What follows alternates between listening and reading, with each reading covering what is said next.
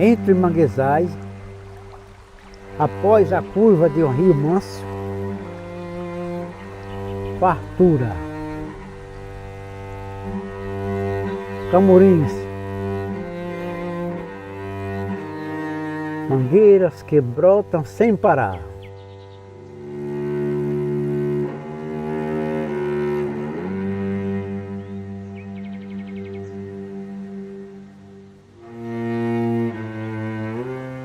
Nascia em 24 de março de 1924 a Fábrica da Saúde.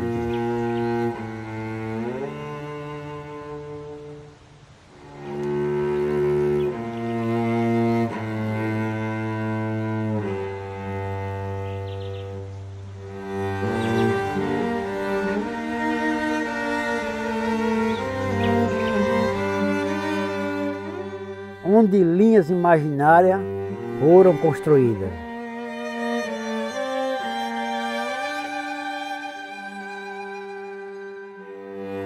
Unindo para sempre pessoas e suas vidas.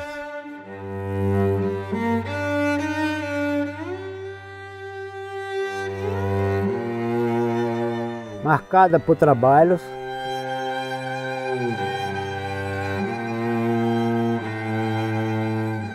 lutas e lembrança de um tempo que não vai voltar. O lugar pulsava a vida. Hoje ele dorme.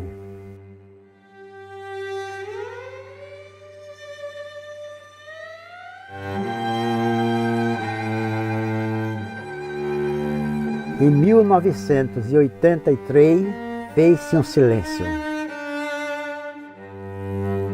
Pararam caminhões, motores, teares, fichas de ponto.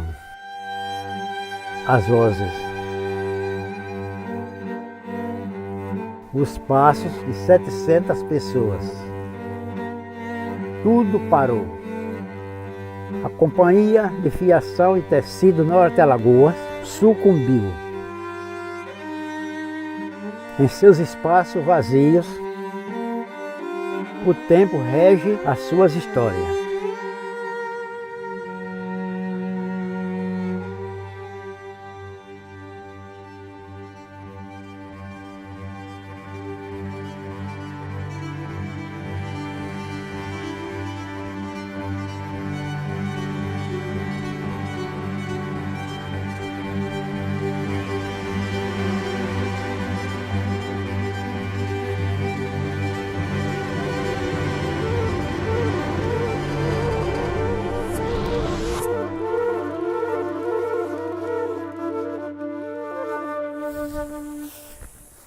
Eu comecei a trabalhar com 13 anos de idade.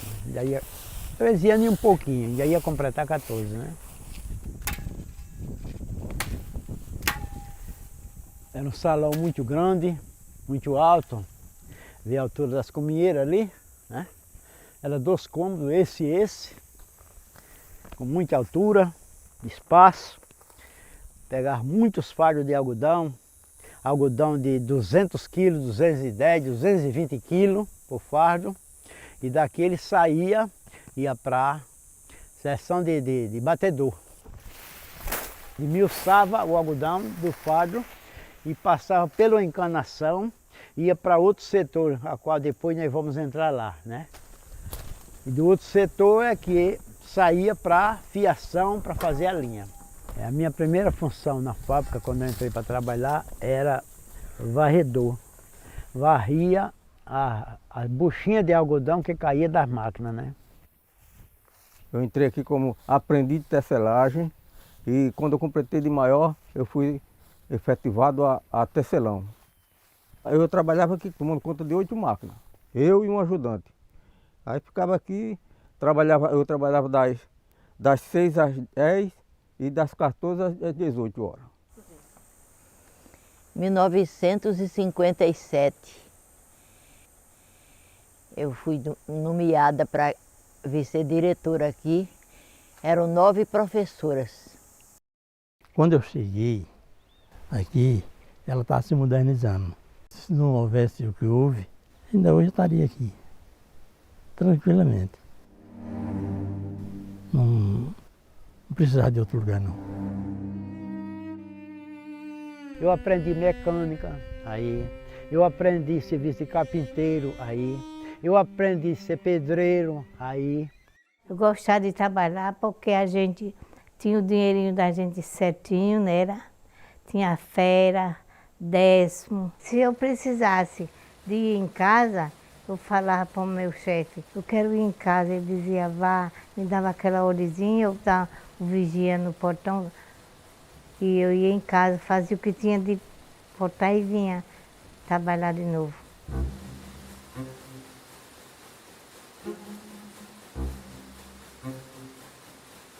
Por que falar dessa produção algodoeira? Né? Para evidenciar que Alagoas era também, né, um importante centro produtor, né, da principal matéria-prima da indústria têxtil, que era justamente o algodão. É um complexo produtivo, né, que permeava também a vida privada do trabalhador, do operário. E, por sua vez, o operário ele também se apropriava. Né? Se, por um lado, a fábrica colocava como uma condição, né, existencial da vila, né, a imobilização do trabalhador para o controle e também a mobilização no processo produtivo, o operário, por sua vez, ele também se apropriava de todas essas políticas, né, de assistência social, uma vez que essas políticas asseguravam uma melhor condição de vida para eles. Tá? O que não significa que não houvesse também, né, enfrentamentos, lutas por direitos, lutas por novas conquistas, o que não houvesse situações, né, de confronto, né, entre patrão, né, e operário. Tá? Existiam. Passa aqui debaixo dessa mangueira. Esse prédio aí dava o nome de Atalaia. Aí ele tinha um motor e o motor dele puxava toda a poeira do algodão que saía do batedor. Enchia esse tanque aqui daquela poeira e depois o pessoal vinha, desgotava a poeira aqui todinha na mão, sabe? E daqui de fora aí espalhava para outro canto, tirava para outro lugar. Vamos. Quando João Nogueira tinha 13 anos de idade, eles resolveram vir para o Brasil. Para o português vir para cá, ele tinha que ter uma carta de chamada. E essa carta foi dada pelo pai da madrinha dele para trabalhar numa casa de ferragem aqui na Rua do Comércio, se eu não me engano, número 108. Eles adquiriram 2 fiações de tecelagem e adquiriram várias propriedades de agricultura e pecuária.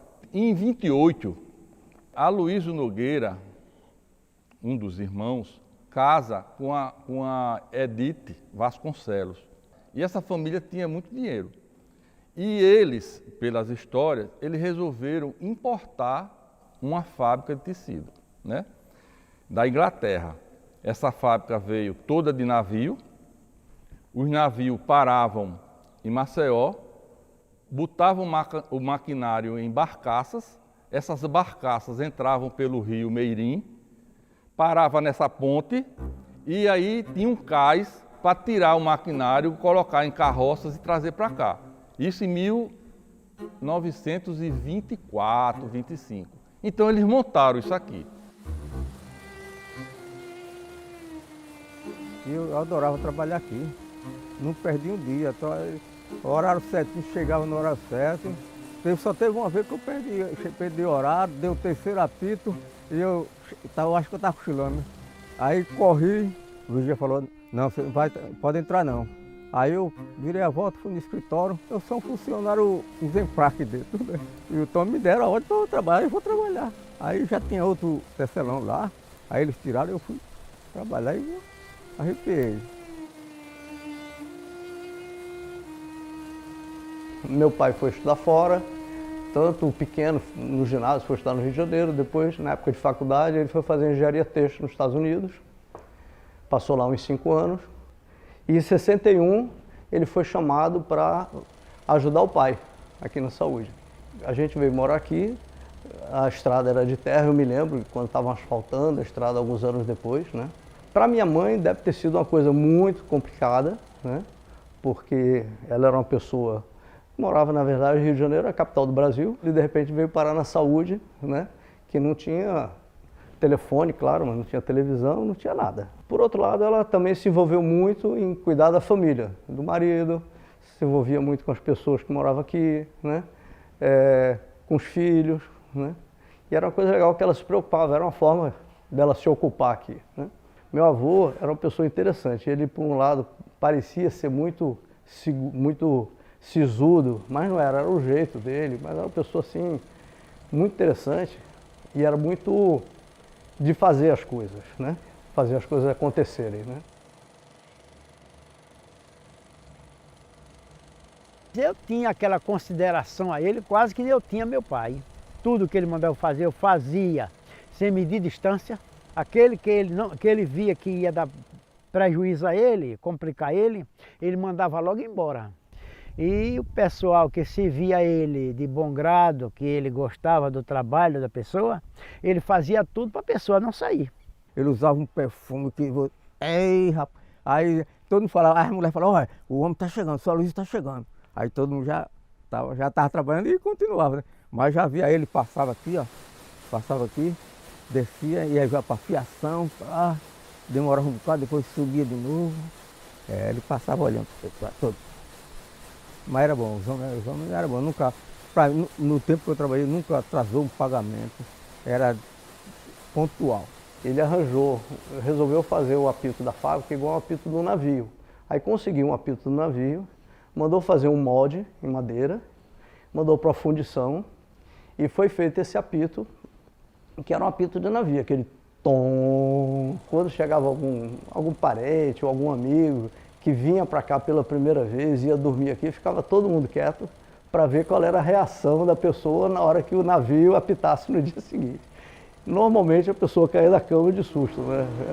Era interessante. Aí minha mãe falava, vô, acorda que já deu o primeiro apito. Aí a gente acordava, ia se arrumar e tal, aí quando estava tomando um cafezinho, aí, segundo apito. Aí a gente ficava por ali, vinha por um muro aqui e vinha embora. Aí chegava aqui, o terceiro já estava aqui. Ele pegava, saía de rua em rua, olhando bem devagarzinho na primeira, olhando casa por casa, se ele via uma sujeira nas paredes. Quando ele via uma sujeira, ele pegava o número daquela casa, chegava no escritório, perguntava qual era o morador dessa casa aqui. Fulano de tal, manda chamar ele. Eu vi uma mancha preta, um negócio assim, assim na sua porta. O que foi aquilo? Ou um tijolo quebrado na calçada? Foi isso assim, assim, senhora Luísa. Manda um mestre lá, o pedreiro. Era muito cuidadoso. Uma pessoa adoecia com ele, até o carro dele ele mandava ir levar, que na época não tinha ambulância, né, aqui. E ia levar na emergência. Tive 17 filhos aqui e ele botava na creche, quando saía da creche, botava outro, era assim, era todo ano um.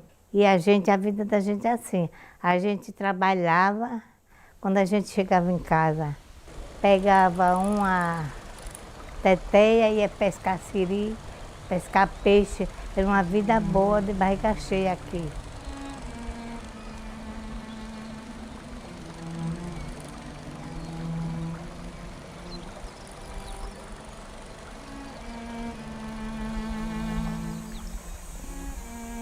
Eu tomei umas providências, falei com o seu Aloísio Nogueira, pedi a ele uma porção de coisas que eu sabia que eram necessárias para aplicar aqui, por exemplo, horta, para ter verdura para as crianças, fazer sopa, fazia arroz doce, mungunzá, nós preparávamos aqueles caldeirões para servir as crianças às 10 horas da manhã e às 3 da tarde.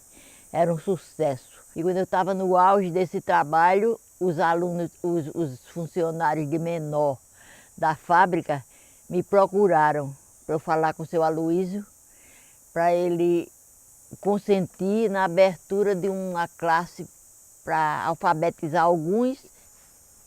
Eu abri a matrícula, 47 rapazes e moças se inscreveram e eu continuei. Eu trabalhava os 2 horários e à noite eu voltava às 7 horas para tomar conta dessa classe. E foi um sucesso, era um movimento incrível. Era uma trabalheira tão grande que eu chegava em casa exausta. A festa mais importante do ano daqui era de 7 de setembro, que tinha Nossa Senhora da Saúde, que era padroeira daqui. Então, assim, tinha procissão, era um negócio trabalhado o ano todo, aquilo o pessoal trabalhava para organizar o negócio da procissão, quem ia carregar a roupa que ia vestir, né? Então era muito interessante. E tinha o desfile também, e em geral esse desfile vinha, passava aqui em frente à fábrica, vinha até o final aqui perto do rio, passava aqui na porta de casa e voltava. Chegava em frente ao grupo, tinha um hasteamento de bandeira, aquela coisa, as crianças todas, vinha gente de Maceió, era muito interessante, né?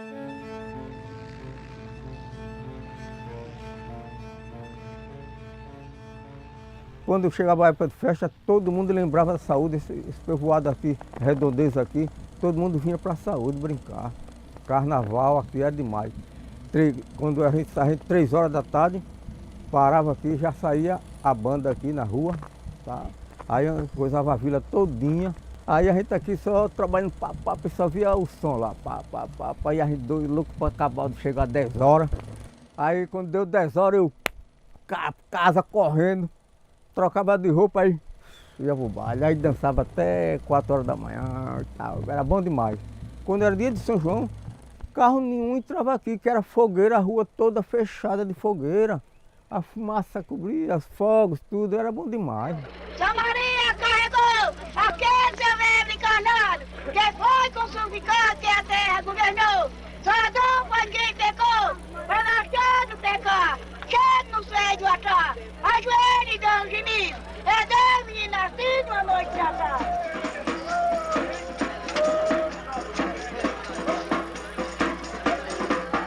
Aqui onde eu estou é onde aconteciam as coisas todas, né? O rezado, o pastoril, o guerreiro, né? Com mestres daqui da saúde. A companhia de fiação permitia, ela cedia aos empregados esse espaço para ensaio, para apresentações, a cessão de material, isso é importante. Eles não compravam figurino. O proprietário da fábrica permitia e cedia os tecidos que eram tingidos e tal para fazer os figurinos das figuras do pastoril, das baianas, por excelência. Quando ouço o toque da corneta, que o povo chega para comemorar, é o sinal da nossa baiana, adeus alagoana, até quando eu voltar. É o sinal da baiana, adeus alagoana, até quando eu voltar.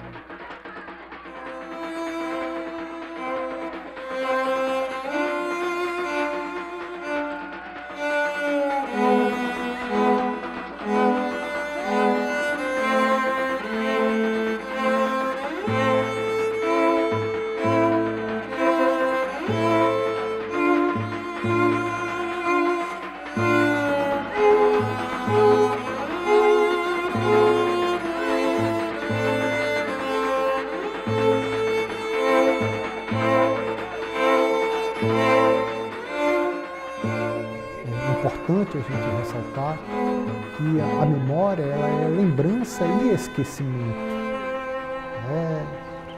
E a forma como a memória ela é narrada, ela produz também uma representação, ela produz também um lugar de pertencimento. Afinal de contas, não é apenas a história da fábrica. É uma fábrica que foi produzida, foi feita também pelos seus operários, pelos seus trabalhadores. Então, levar o seu filho para trabalhar na fábrica, tão logo completasse 14 anos, era algo que não dizia respeito apenas uma elevação da renda familiar, mas asseguraria também a permanência na casa, a permanência na vila operária. O que não significa também que não existissem experiências negativas, né? Mas mesmo as experiências negativas que muitas vezes não são evidenciadas, elas são silenciadas, elas não são ditas, não significa a sua inexistência. Teve um dia que o Sr. Aloysio entrou na fábrica e a minha máquina muito... não sei o que era que eu tinha, que eu era muito esperta, muito ligeira. Mas nesse dia eu estava atrapalhada, a minha máquina estava muito enrolada. Ele me suspendeu 15 dias. Eu passei 15 dias. Aí o presidente do sindicato disse assim, Dona Cí, vamos botar em questão para a senhora receber esse dia. E eu recebi esse dia, esses 15 dias. Aí quando eu voltei para trabalhar, o Sr. Aloysio chegou e disse assim, sou José Pretinho, que era o meu mestre. José Pretinho, agora esse castigue bem nela, para ela trabalhar bem. E no dia que eu fui para a audiência, ele estava lá para me ver. Quando a gente estava de folga, assim, que não tinha o que fazer, a gente dava uma volta aqui numa praça que tinha. Só era calçada em volta do terreno, umas gramas, um poste alto com alto-falante, tocando as músicas da época, né, Índia. Até hoje eu tenho Índia como se fosse uma referência total daqui. Eu tinha uma que chorava quando eu tocava a Índia. E eu me lembro que meu pai veio conversar comigo em 82, 83 mais ou menos. Disse, meu filho, olha, eu e seu tio, a gente resolveu encerrar as atividades da fábrica.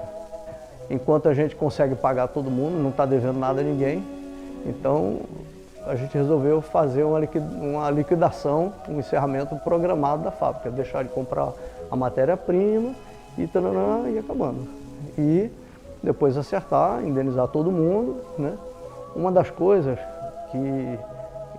que ajudou nessa decisão dele foi que tinha um amigo de Recife, que também tinha uma fábrica de tecidos. Esse amigo terminou suicidando e ele ficou muito assustado com essa notícia, tudo, e disse, olha,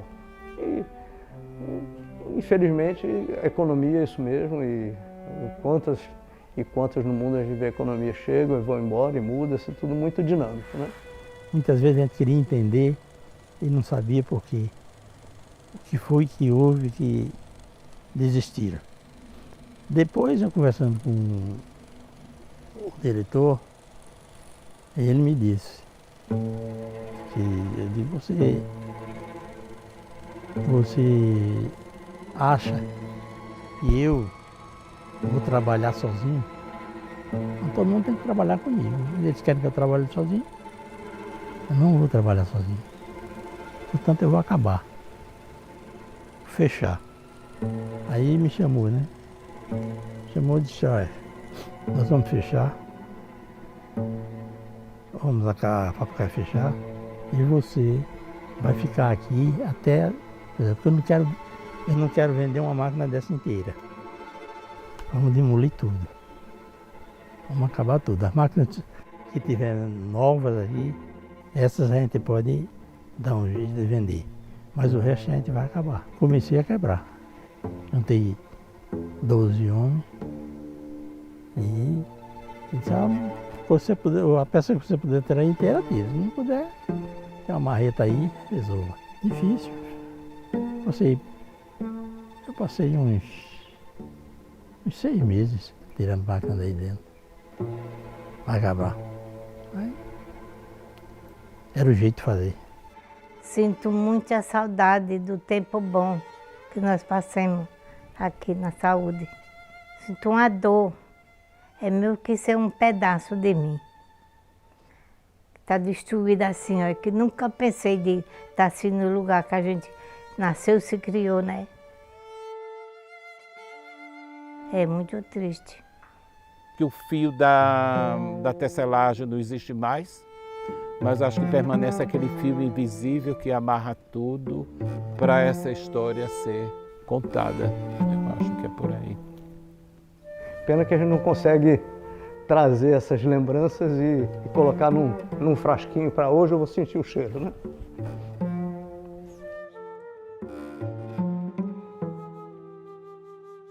Essa história começou a gente buscando um local que nos associasse um pouco ao passado. A gente estava buscando na cidade, no centro, em outros locais, alguma edificação preferencialmente histórica para poder casar o que a gente ia fazer aqui com a temática e com a questão do patrimônio histórico-cultural, enfim. E descobrimos isso aqui, né? Que foi um achado em todos os sentidos, inclusive até na questão do nome, né? Porque o trabalho nosso envolve uma relação muito forte com alimentos e com saúde, com nutrição, com bem-estar, com as pessoas. E o bairro se chama Saúde, né? Então casou muito bem com o que a gente estava procurando, né? Da mesma forma que essa unidade da Embrapa tem um olhar para o passado e para a memória, no sentido de reconectar gerações, pessoas, etc., a gente pretende fazer algo com que o local onde a gente está, onde a gente vai construir esse centro de pesquisa, possa também reinovilar esse fio que ficou, de certo modo, no passado, à medida que a fábrica para e, nesse momento, volta com a Embrapa numa reconstrução que liga o passado ao presente novamente.